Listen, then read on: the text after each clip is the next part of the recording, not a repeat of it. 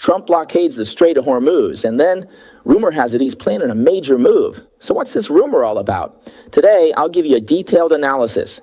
Also, the city of San Francisco, after going far left, is now making a U-turn back. So what exactly is going on? What does it mean for the future of America? Is there a symbolic significance? This is another topic I'm bringing you today. The CCP has introduced the Ethnic Unity Promotion Law, which we already know about. It's not exactly new news. This law has indeed forced the U.S. to come up with countermeasures, which could have a profound impact on the CCP's influence in America. All right, welcome to today's Good Morning America with Feng Wei. Hello to our YouTube viewers and our listeners on Silicon Valley FM 961. All right, let's get straight to the point. The U.S. military has started a blockade of ships entering and leaving the Strait of Hormuz for Iran. No ships that have docked at Iranian ports are allowed in or out. Over 20 U.S. Navy vessels and hundreds of military aircraft are carrying out this mission. This is a resumption of what was already done a few months ago. Meanwhile, for the fourth consecutive day, the U.S. military has been conducting strikes in the Strait of Hormuz and along Iran's southern coast. Last night, U.S. Central Command announced a new round of strikes against Iran lasting 7 hours. Dozens of military targets near the Strait of Hormuz and along the Iranian coast were hit. Additionally, the U.S. Treasury Department has stepped up its financial encirclement of Iran, announcing the freezing of $130 million in Iran-related cryptocurrency. Furthermore, Trump has formally notified Congress of a 60-day window for military action against Iran. We all know the U.S. Constitution gives the power of war to Congress, but the president can launch a 60-day military operation at his discretion. If Congress doesn't agree, it must stop with a 30-day wind-down period. So basically, 60 plus 30, Trump has a 90-day window for strikes. U.S. Central Command stated that over the past week, Iran has deliberately targeted civilians across the region, including attacks on 7 merchant ships, resulting in 12 civilian crew members dead, missing, or injured.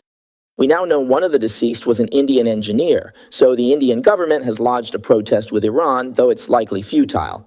Despite the attacks, Central Command said that in the past week, the U.S. military still coordinated the passage of 300 ships through the strait. It's like the old saying, moving while dispersing, right? So we'll see if the U.S. military can keep the strait open while continuing to strike Iran, and if they can prevent more ships from being hit. In fact, another ship was hit by Iran just yesterday. All right, and regarding Iran, this latest wave of attacks, besides hitting ships, has targeted multiple Middle Eastern countries. But interestingly, they haven't fired a single shot or missile at Israel. Why is that? If you ask me, it's because Israel has issued a very strong, deterrent. They say, if you dare to hit us, we will definitely not sit idly by. So in fact, other countries in the Middle East are hit for nothing. They just issue statements, express protests, condemnations, and so on. But try hitting Israel and see what happens. So isn't it really called peace through strength? And instead it's safer? Israel is the harshest toward Iran, yet is the safest. Okay, also, Iran is threatening to close the Bab el-Mandeb Strait. If they do that, the ones doing it would be the Houthi separatist forces occupying and entrenched in the northwestern corner of the Republic of Yemen. The first country he threatens by doing this is Saudi Arabia, because across Saudi Arabia, from the Persian Gulf to the Red Sea, the terminus of this oil pipeline crossing the Arabian Peninsula is a port in Saudi Arabia on the Red Sea called Yanbu Port, which I've mentioned to you many times before. As for Yanbu Port, oil loaded onto ships must go south through the Bab el-Mandeb Strait to Asia, with Houthi forces right on the northeast side. The situation is almost the same as the Strait of Hormuz, but Bab el-Mandeb is even narrower at just 26 kilometers. The Strait of Hormuz, as we know, is 33 kilometers, so Bab el-Mandeb is even tighter.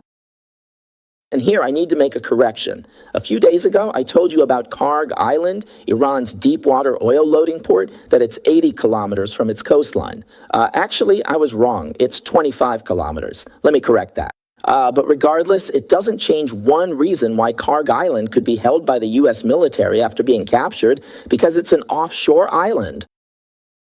Okay, back to the Houthis. In 2014, 12 years ago, after the Houthi forces rose to power, of course, they rose with Iran's support, Saudi Arabia and the UAE formed a coalition at that time to eliminate the Houthi forces. and to restore the Yemeni government's control over the northwestern corner of the country. But this war has lasted for 11 years, and 25,000 airstrikes have not been successful. Why? The main reason is that no ground troops were deployed. They mainly use mercenaries. You can't change a regime with bombing. Now, at least time and again, people can realize that bombs can't take cities or hold territory. If there aren't enough reliable ground troops to follow up and occupy, then after the bombing, it's still Houthi territory. This is a bit like the current U.S. bombing. In other words, you really can't change a regime by relying on bombing, right? When you bomb, they go underground, and after the bombing, they come back out. Okay, so what will happen in the end? What are the U.S. military's targets in the coming days? Actually, President Trump said yesterday in an interview on Fox News, in the next 3 days, the U.S. military will hit Iran hard, and after that, it will escalate significantly. How will it escalate? He said next week it might be power plants' turn, and the week after that, bridges. We will destroy all their power plants and all their bridges unless they come to the negotiating table. So you see, Trump still wants to promote peace through war, still hoping to negotiate with the other side. Of course, this negotiation must be followed by keeping the agreement. If you don't keep it, you hit me once, and I'll hit you 30, 50, or 100 times. This is what is happening right now. Of course, I've always said that removing the Iranian regime is the only way to completely solve the problem.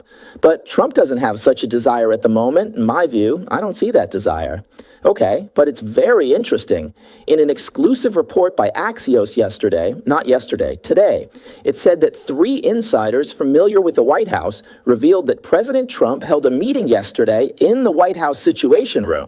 This meeting brought together President Trump's top advisors, including the Vice President, Secretary of State, Secretary of Defense, Chairman of the Joint Chiefs of Staff, CIA Director, and White House envoys, among other high-level national security officials.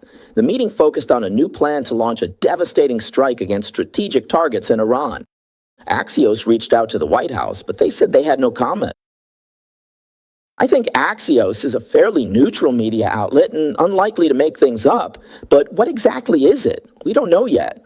However, the discussions are focused on launching an offensive against Iran on a scale far exceeding the current strikes around the Strait of Hormuz. As for what it is, to be honest, if you ask me, I don't know either. I can only comment on this point, because President Trump is a businessman. And what is a businessman? In American society, it's someone who spends their whole life solving problems. If they don't solve problems, they can't achieve business success. So whether in business, politics, or the military, President Trump's intention is definitely very clear. He wants to solve problems. And how does he solve them? He constantly comes up with new methods and new means. So we'll just have to wait and see. All right, next, I'll share a very unique news story. Although it only involves one city in the U.S., it's the city where I, Feng Wei, used to live. So I'll tell you about it, as it serves as a certain indicator for the future of America. I'm talking about San Francisco, California. San Francisco is actually a wonderful city. It's very beautiful. This photo is taken looking down from a hilltop north of San Francisco. It's like an emerald or a pearl with sunny weather year-round. With the Golden Gate Bridge, the clouds coming in from the Pacific, mountains in the back, and the sea on the side, it's a very, very beautiful small city in America. In the 1980s, it was rated as the best tourist city in America. But at the same time, San Francisco is the left-wing capital of the U.S. The place where young Americans used to start revolutions was in Berkeley, at the UC Berkeley campus. They even created a communist people's park there. In the 1970s, it was placed under martial law and suppressed by then Governor Reagan. So UC Berkeley entered a low period. But regardless, UC Berkeley is just a college town. It's a very small city. But San Francisco is different. Some say it's the largest small city in America, while others say it's the smallest big city. In any case, it only has a population of 800,000, but its influence is huge. The Panama Pacific International Exposition was held here, and it has the famous Golden Gate Bridge and Fisherman's Wharf. It's picturesque and also a high-tech city. However, the politics here are far left, with progressives making up the majority of the city council. And the district attorney, who was once elected, is named Chesa Boudin. He gave himself a Chinese name, Bo Chasey. He is the son of a murderer from the American Communist Party, yet he was actually elected as the district attorney of San Francisco. This means he was lenient on crime in San Francisco, which is essentially condoning it. In my view, tolerating drugs is the same as condoning them. Being lenient with the homeless has led to them being everywhere in San Francisco. And as you know, San Francisco has spring-like weather year-round, with no extreme heat or cold, so the homeless can just lie on the streets all year long. So, as a result, groups of homeless people from all over the country have flocked to San Francisco. And San Francisco has treated them quite well, so their numbers have remained high and are even growing. Then there's the condoning of $0 shopping. What's that? It means not paying. They just rob stores, and theft has become rampant. At the same time, San Francisco opened open-air drug markets, and the government even set up drug injection sites. Can you imagine why the government would run drug injection sites? Because with these drugs, users often can't manage the dosage. Sometimes they overdose and die. To protect them, the government opens these injection sites, saying, "We'll help you inject. It's just the right amount so you can enjoy the high without dying." So we see these bizarre things happening. Instead of banning drugs, they run injection sites. Plus, they've suppressed the police, added rent control, pioneered same-sex marriage, and become a major hub for the LGBTQ community, and so on. We all know that Nancy Pelosi, Gavin Newsom, and Kamala Harris all came out of San Francisco. To the rest of the country, they seem very left-wing. But in San Francisco, they aren't considered far left at all, not even close. There's a whole crowd even further left than them. That's the situation. So what are the consequences of this far-left approach? After the pandemic, San Francisco's economy basically failed to rebound and hit rock bottom. Because of rampant $0 shopping, retail theft has forced many stores in San Francisco to close.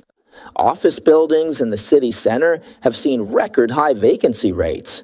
Even the most prosperous commercial hub, Union Square, has seen famous brands pull out. Many streets are lined with homeless tents. Open drug use, especially fentanyl, is everywhere. It's gotten to the point where urban doom has become a headline in national media. And then there's the exodus of retail giants, Twitter leaving, and the breakdown of daily life for residents. This has finally ignited the long silent moderate voters. Then things started to change. When did it change? It was 4 years ago. In June 2022, voters recalled the progressive far-left district attorney I just showed you, Chesabudin, by an overwhelming margin. They basically kicked him out halfway through his term because of voter anger. His successor is Brooke Jenkins. Jenkins herself is a black woman and a former prosecutor. She used to work under Boudin. She resigned because she was unhappy with her boss and joined the recall movement, eventually replacing him. After succeeding, she became San Francisco's new district attorney. She's been in office ever since. Since taking over, she's taken a tough stance on criminals, increasing prosecutions for drug dealing and theft. Immediately after she took office, public safety in San Francisco began to recover. By 2024, the business and tech sectors had also had enough and started to push back. So who is the person fighting back here? It's the heir to the Levi Strauss jeans family, Daniel Lurie. Lurie, running for mayor. His campaign fund was a massive $16 million, with over $8 million coming from his own pocket. He's wealthy, you know? It ended up being more than double the incumbent mayors at the time, actually triple, as the opponent only had $5 million. Then in 2024, he defeated the mayor at the time, London Breed, in a landslide victory. He's also a political outsider, but back in 2005, he founded an anti-poverty charity called Tipping Point Community. He's raised over $500 million. So with that, his platform focused on being pragmatic, cleaning the streets, and revitalizing downtown. He's been down to earth for years, so everyone knows him. His platform is all about common sense. It shifts from ideological political correctness back to whether things can get done and problems can be solved. Also, regarding the homeless, he promotes public-private partnerships, not just using government tax money, called Revive San Francisco, right? Using private donations to help the homeless?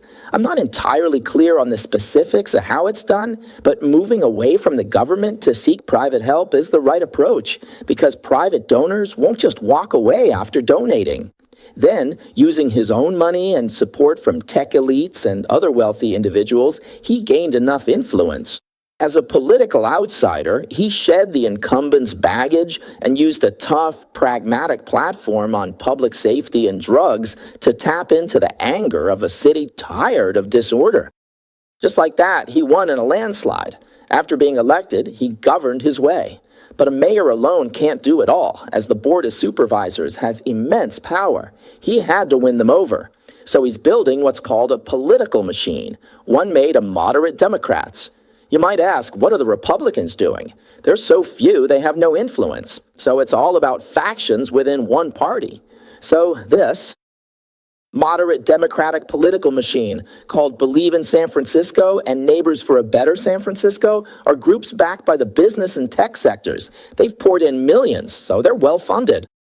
In the June primaries, they helped his allies win, securing a key majority on the Board of Supervisors and defeating a San Francisco tax hike proposal. So, what's the result? In the 2+ years he's been in office, downtown has started to recover, streets are cleaner, and many AI companies have moved in to start up, as we all know.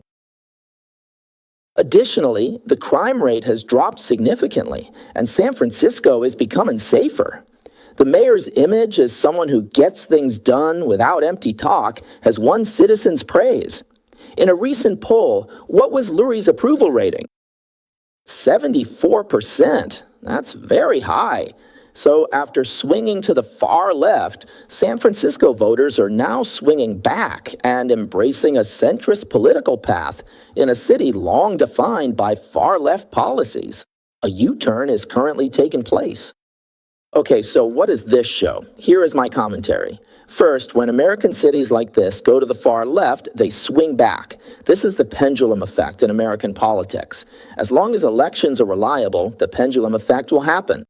So it is as if America's once most leftist cities are having second thoughts. Now, for the most leftist cities, the next candidate might be New York. Of course, cities like Boston, Seattle, and Chicago are all like this. We will just have to see what happens next. Second, really, who are the heroes in times of crisis? We know Trump was a businessman saving the country, right?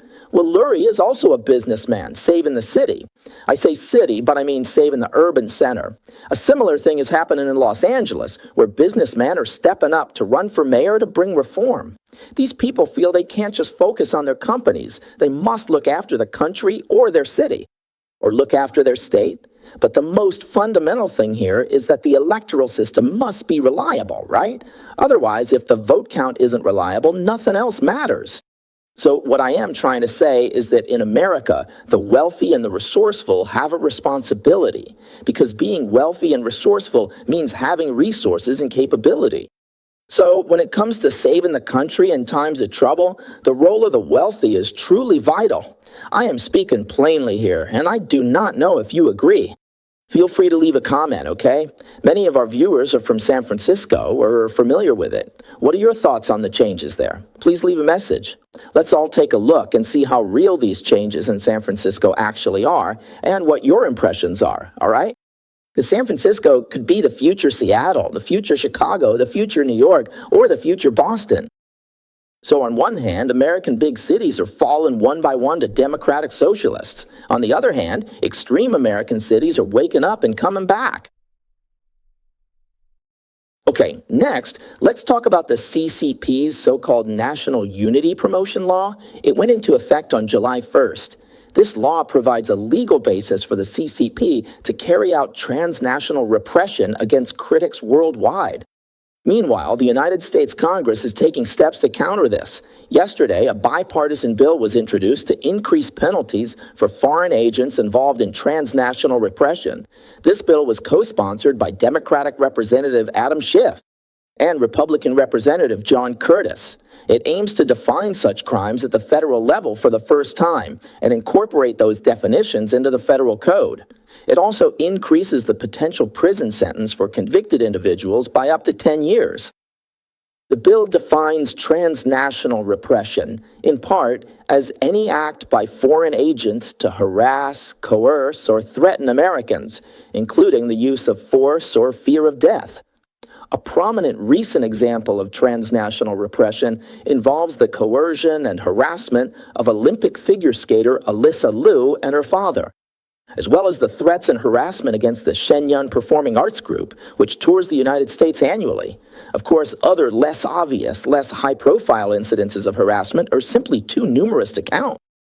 What the CCP is doing is actually very common. Freedom House, a well-known American nonprofit, has compiled statistics showing that among documented cases of transnational repression worldwide, they have recorded 319 such incidents. Of course, the number of unrecorded cases, or people who have been victims of transnational repression but are too afraid to speak out, is likely several times higher.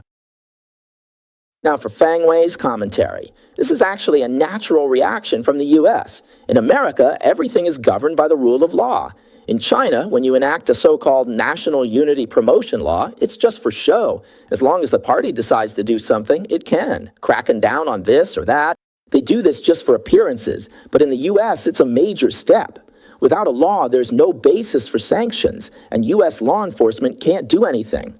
So right now, what the U.S. can rely on is the Foreign Agents Registration Act.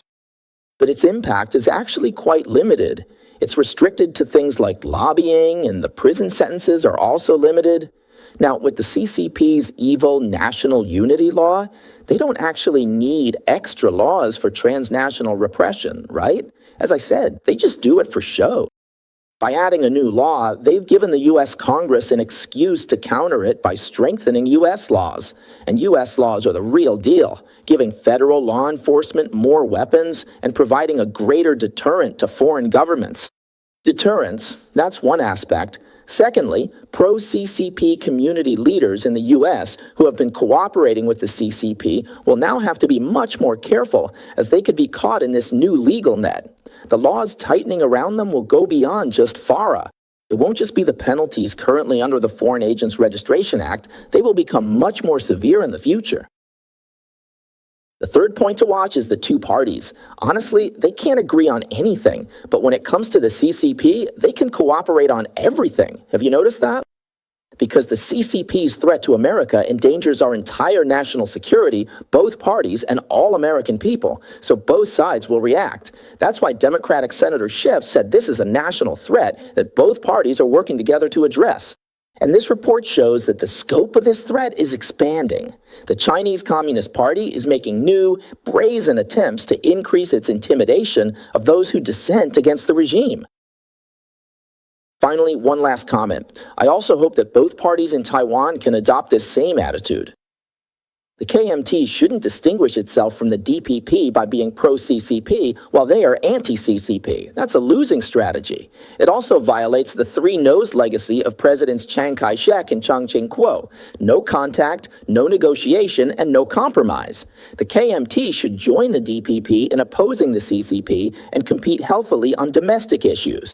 If they can do that, it would truly be a blessing for Taiwan. It would also be a blessing for the Republic of China and for all Chinese people who wish to preserve Chinese culture. Now, moving on, I'd like to talk about some news from mainland China. It really makes me sigh after seeing it, but I still want to share it with you. Since July 4th, Guangxi in southern China has been hit by heavy rain, causing several reservoirs in Hangzhou City to collapse.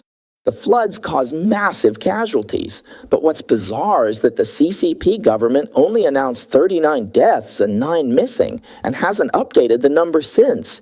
They're still doing search and rescue, right? In the recovery process, wouldn't you find more bodies? But the public believes the death toll is at least in the thousands.